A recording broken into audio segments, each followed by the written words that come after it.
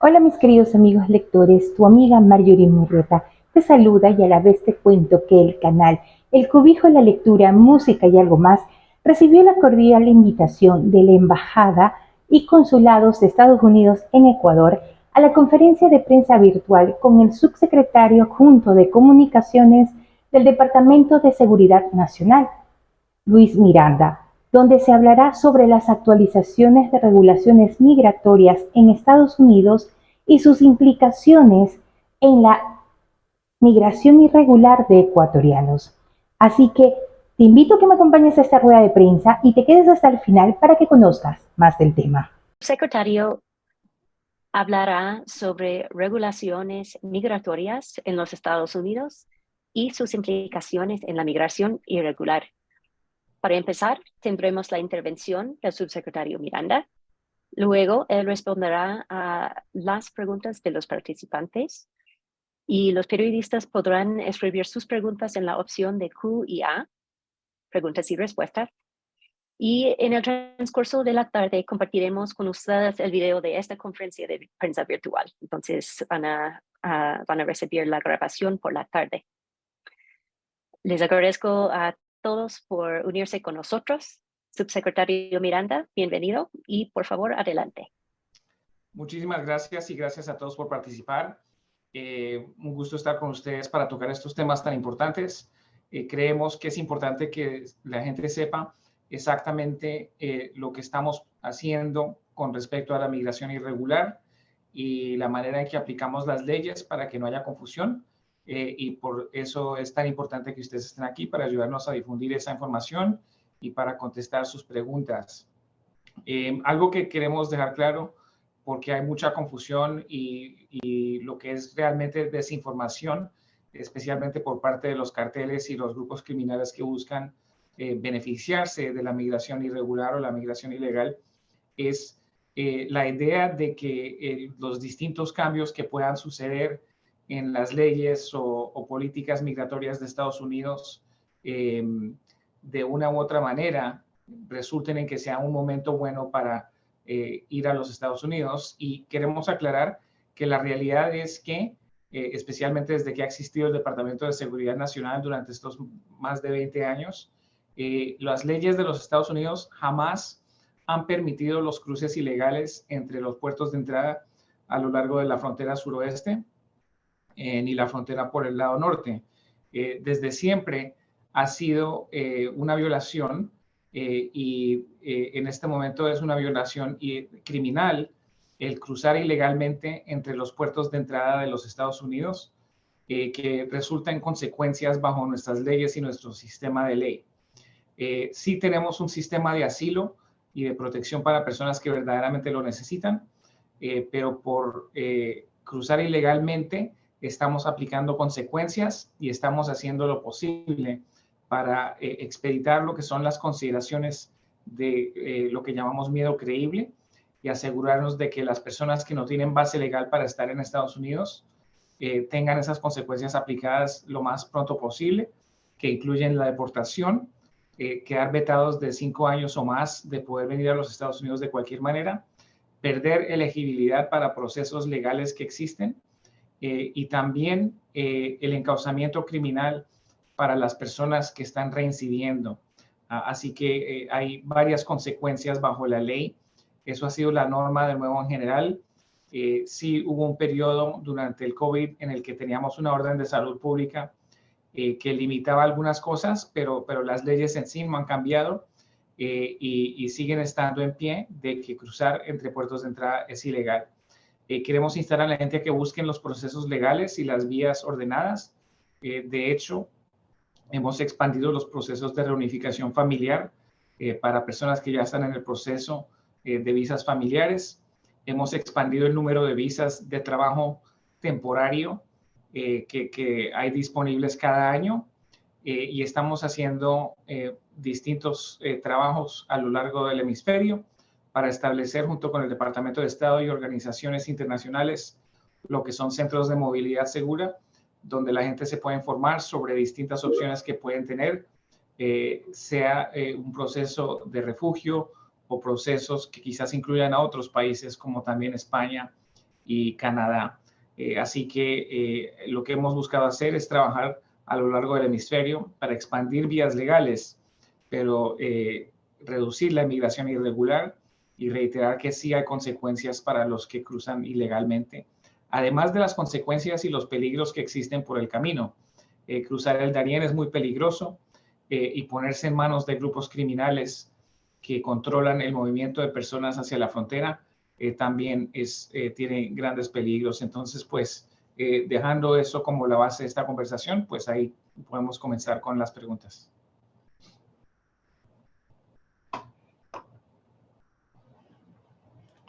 Gracias, subsecretario Miranda. Por favor, a los periodistas que deseen hacer alguna pregunta, si pueden incluir sus preguntas en el icono de preguntas y respuestas. Marjorie Murrieta pregunta, los niños están viajando solos. ¿Cuántos niños ecuatorianos han llegado solos a la frontera y qué política migratoria aplicarían para este caso? Eso es una buena pregunta. Déjame miro un segundito. El número de niños que están viajando solos de Ecuador es muy pequeño. O sea, si en enero vimos 7.800 personas, 7.600, menos de 200 eran niños solos. Esto también es algo que queremos desincentivar, porque los niños cuando los exponen, de nuevo, primero los ponen en manos de grupos criminales que no tienen sus mejores intereses en mente, sino que están buscando el lucro y el bienestar de los niños no está como su prioridad. Segundo, vemos situaciones en las que los niños son abandonados, los bajan del muro, los abandonan en los desiertos, los abandonan a lo largo del río. Hacemos muchísimos rescates, pero no siempre va a ser posible un rescate. Entonces es un peligro realmente trágico y triste cuando se encuentra un niño en esa condición.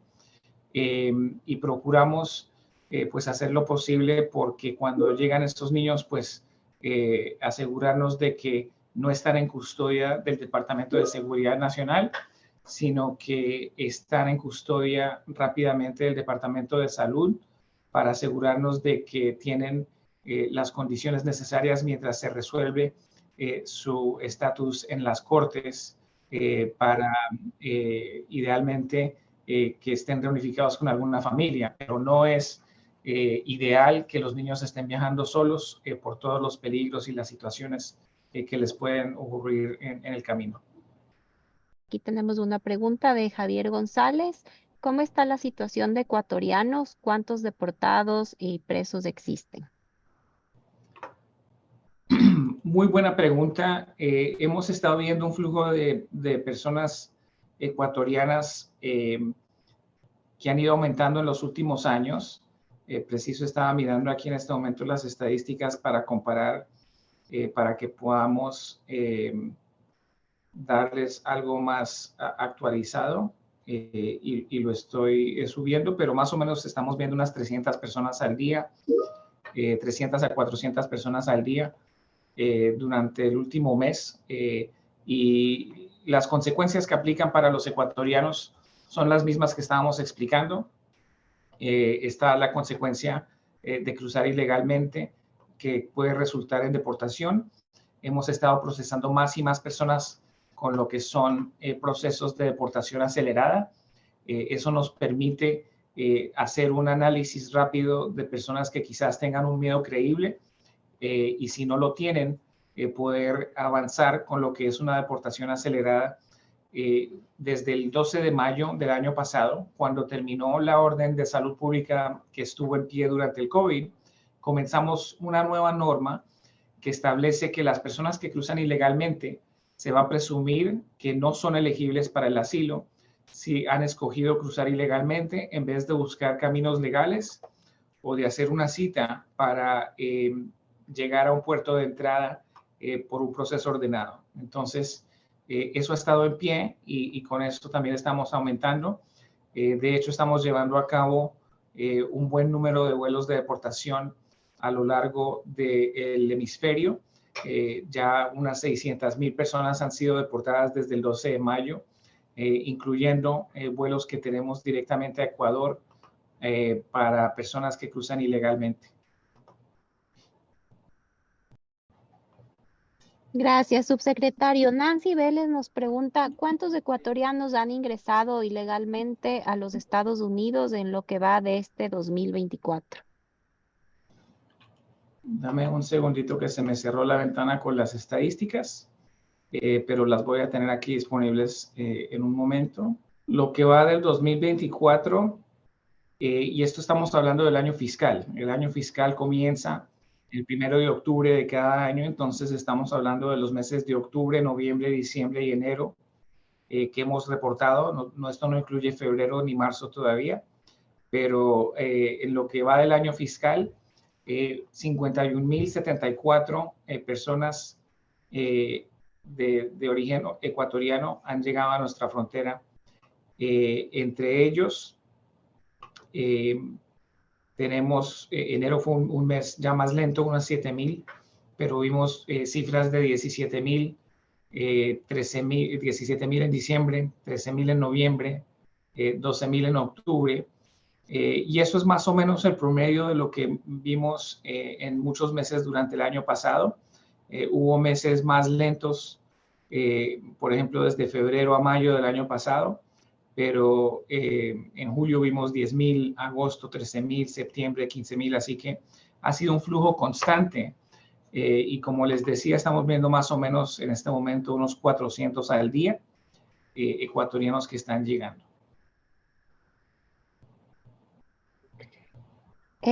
Ahora que estamos en los datos, me voy a saltar a esta pregunta del final. Sí, voy a ir a las otras preguntas, pero de una vez para que pueda responder el subsecretario esta pregunta.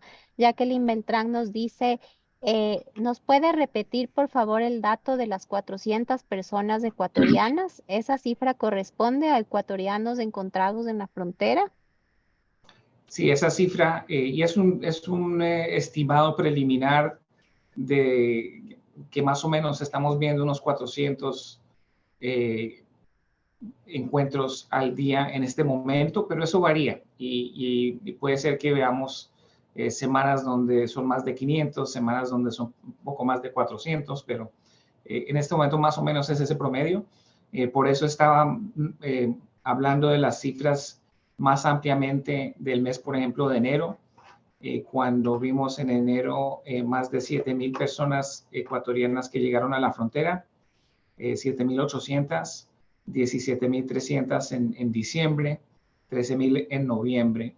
Tenemos muchas de estas estadísticas en nuestro sitio web, en cbp.gov, donde pueden entrar y ver la data que está disponible. Alguna no está disponible mientras se están haciendo se están haciendo todos los reportes internamente para poder publicar. Entonces, la data que está disponible en ese sitio llega hasta enero, pero vamos a estar actualizando febrero pronto y marzo luego lo actualizamos en abril. Pero ahí también pueden encontrar esas cifras. Y es una cifra importante porque lo que estamos viendo también es que mucha gente le está creyendo a los coyotes y lo que ven es publicidad, por ejemplo, en TikTok. Ven que algún video de alguien que cruzó el Darién o que llegó a Estados Unidos y dicen, mire, estoy bien, me dieron mis papeles y solo estuve detenido 2 o 3 días y ya tengo mis papeles. Eso no funciona así.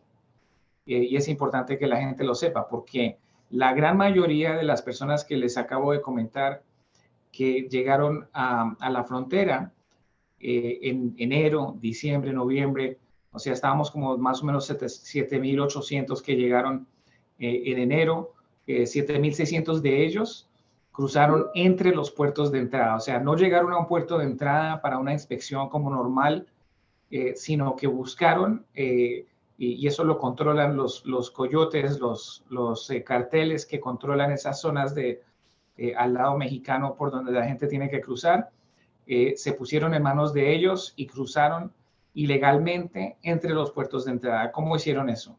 O cruzaron el río o fueron abandonados en una área desértica, bastante peligrosa también por el frío, el calor, la deshidratación, un terreno muy difícil. Los pusieron a saltar el muro y de todas esas maneras hay peligros que existen en cada de esas actividades, pero también el peligro principal es también de estar puesto ya en manos de una organización criminal en donde pueden sufrir extorsión, secuestro, robo, todo tipo de situaciones que pueden sufrir en eso.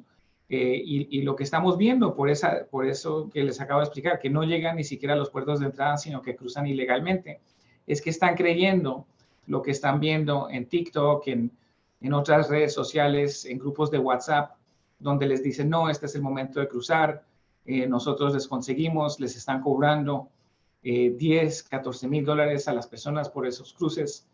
Y al cruzar ilegalmente, porque muestran un video donde la patrulla fronteriza recoge a alguien, eso no quiere decir que les estén dando entrada limpia. Las personas que cruzan ilegalmente son puestas en un proceso de deportación y en procesos de inmigración ante las cortes de Estados Unidos. Y eso puede significar, como decía antes, si no cumplen con ciertos estándares, por ejemplo, si cruzaron ilegalmente, se presume que no son elegibles para el asilo, con algunas pocas excepciones. Entonces, eso significa que o los vamos a procesar para deportación acelerada, pero aún las personas que están en procesos ante las cortes y que tienen que asistir a esas citas, no es que tengan sus papeles, es que tienen una cita para atender a la corte, no tienen permiso de trabajo y están en un proceso defensivo de deportación ante las cortes. Es importante que la gente entienda eso. Y mucho de lo que vemos en las redes sociales es que les venden esta idea de que al cruzar, entonces ya se les resolvió todo y no es así. Incluso para las personas que aplican por asilo, el asilo es algo que se limita para categorías protegidas muy específicas, no es para personas que están huyendo, por ejemplo, únicamente por razones económicas, no es ni siquiera para personas que están huyendo porque hay violencia generalizada en sus países de origen, es para grupos protegidos y categorías específicas que sufren persecución directamente, ellos, no por violencia generalizada, sino persecución basada en ciertas categorías protegidas, como el género, afiliación política y otros. Pero en general, el Departamento de Justicia y las cortes que analizan esos casos, a fin de cuentas, rechazan un 80% de esos casos, mientras que en este momento, con esta nueva norma que hemos implementado desde el 12 de mayo del año pasado, hemos reducido casi por la mitad el porcentaje de personas que reciben un estimado positivo de miedo creíble al inicio para poder entrar a los procesos de asilo. Entonces, es importante que la gente reconozca eso, porque se creen lo que ven en las redes y terminan poniéndose en una situación muy difícil, peligrosa en lo que es el cruce y los criminales, y luego difícil ante las cortes. Gabriela Castillo pregunta, ¿qué asistencia se da a los ecuatorianos inmigrantes en general en condición de vulnerabilidad, embarazadas, con hijos de la tercera edad, etcétera? Bueno, es algo que hemos podido enfatizar durante este gobierno, es la importancia de que tenemos que hacer cumplir nuestras leyes, pero lo podemos hacer de una manera que respete la dignidad humana, que respete condiciones particulares, por ejemplo, tratar bien a las personas, tener lo que es cuidado médico mientras estén en nuestra custodia. Entonces, pues esas cosas definitivamente se conceden, pero nada de eso otorga ningún tipo de estatus migratorio. Lo único que otorga un estatus migratorio es una decisión de las cortes o que busquen los caminos legales que se están ofreciendo por adelantado y viajen legalmente a Estados Unidos. Gracias, subsecretario. Edwin Chamorro pregunta, ¿cuál es la situación de la migración regular? aumentado o disminuido? ¿Por qué la migración irregular sigue creciendo según informes periodísticos?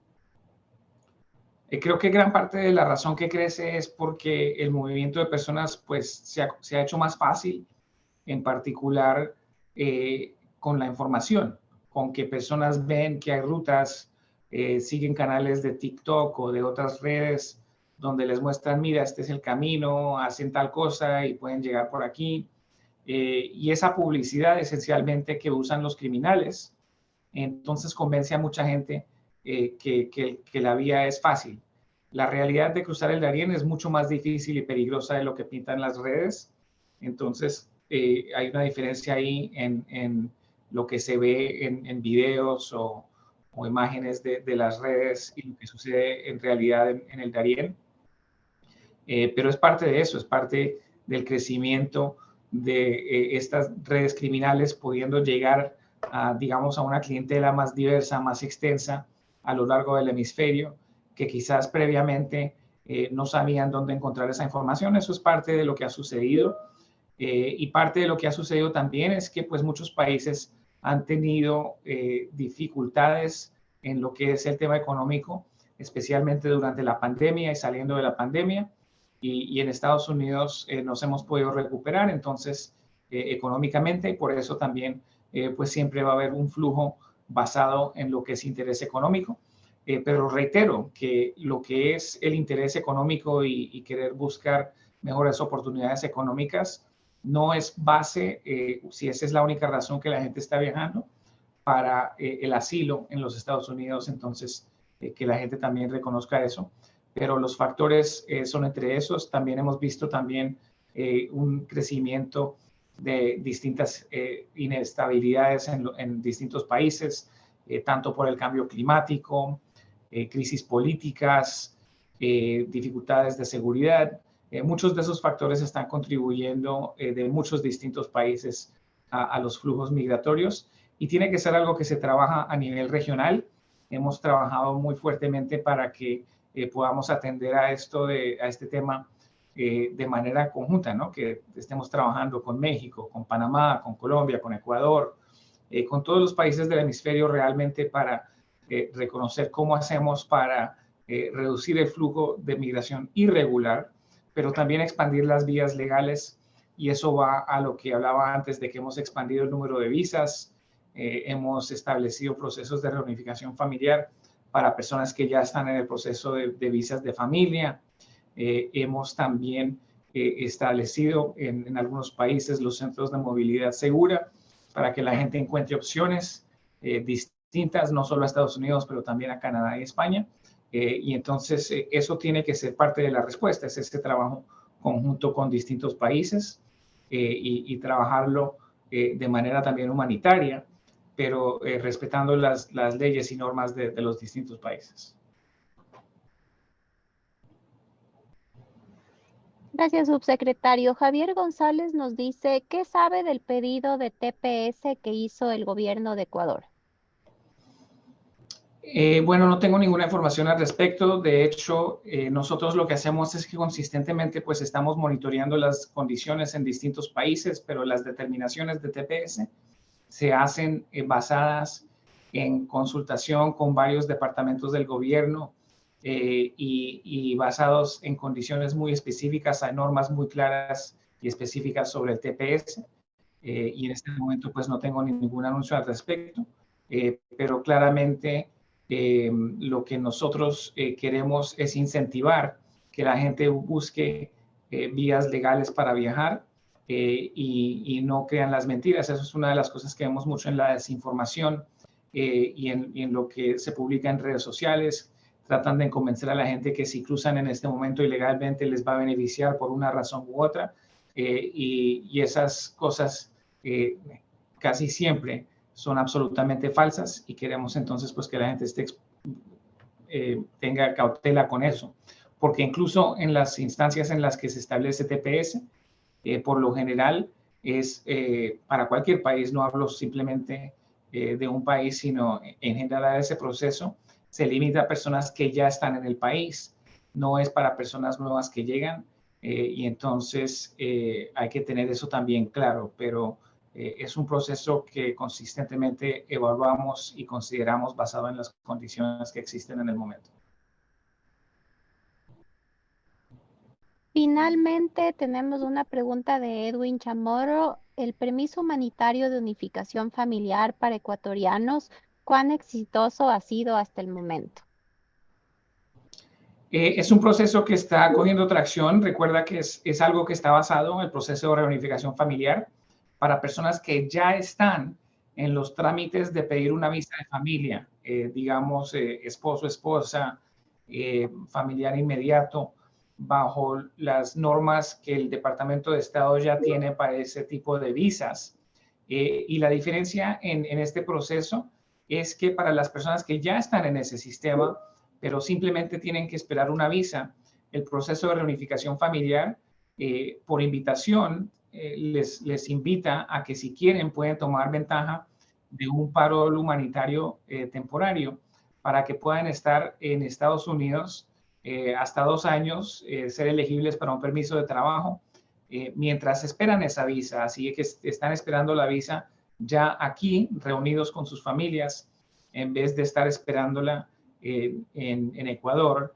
Y eso es una ventaja para las personas que están en ese proceso, pues los trámites de visa sí pueden tardar y ayuda muchísimo en ese sentido, pero no es un proceso al que se puede aplicar, es un proceso al que se invitan personas que ya están en el proceso de pedir una visa familiar y que están avanzados en ese proceso. Muchísimas gracias, subsecretario. Con esta última respuesta terminamos esa conferencia de prensa virtual. Muchísimas gracias, subsecretario, por su tiempo e información desde Washington, D.C. Y gracias, agradecemos. Muchas gracias.